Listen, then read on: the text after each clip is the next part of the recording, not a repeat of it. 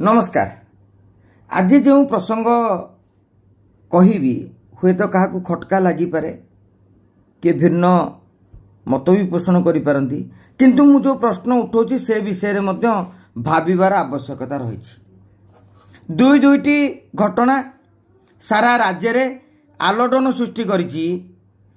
गोटे पटे भद्रक कॉलेजर छात्री बालेश्वर कॉलेजर छात्री सौम्याश्री कथा एवं अपर पक्षरे बलंगा पीड़िता कथा। गोटे घटना रे 3 सप्ताह बीतीगला बालेश्वर घटना ए बलंगा घटना को 2 सप्ताह बीतीगला, किंतु क्राइम ब्रांच बा पुलिस हाथ खाली। अगस्त 2 तारीख माने गतकाली राति रे पुलिस पक्षर कहगला यही घटना रे कहार संपूर्ति थिबा एजावत मिल पारि नाही, तदंत शेष पर्यायर। अर्थात बलंगा पीड़िता निज देहरे निया लगे।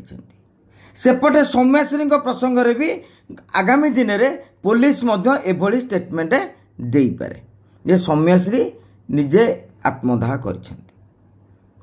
वर्तमान कथा होची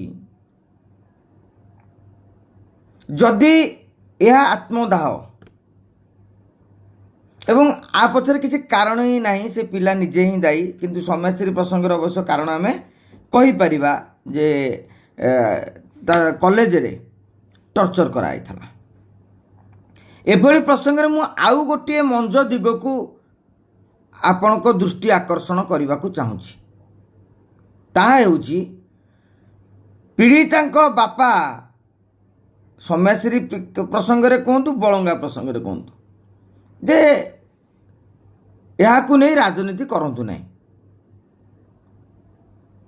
ठीक कथा, यहाँ नहीं राजनीति आदौ एबा उचित नुहे, किंतु कथा हेउची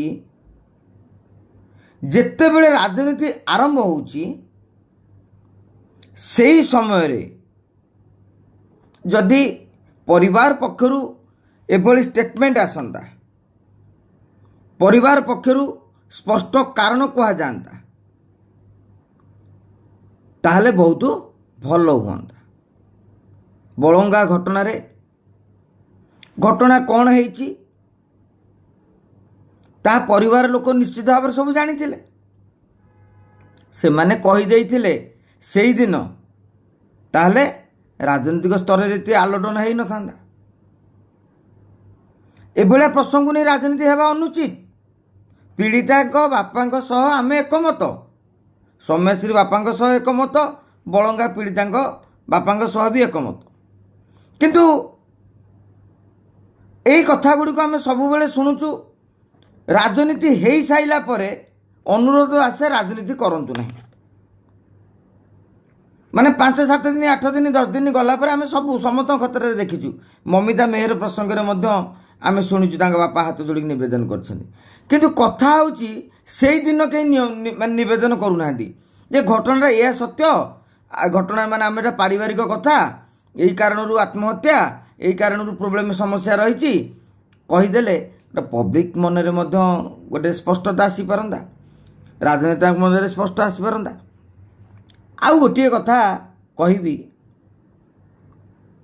आत्महत्या क्षेत्र रे जेकोसी कारण पाई भी हो, आत्महत्या क्षेत्र रे क्षतिपूरण देवार विधि रही कि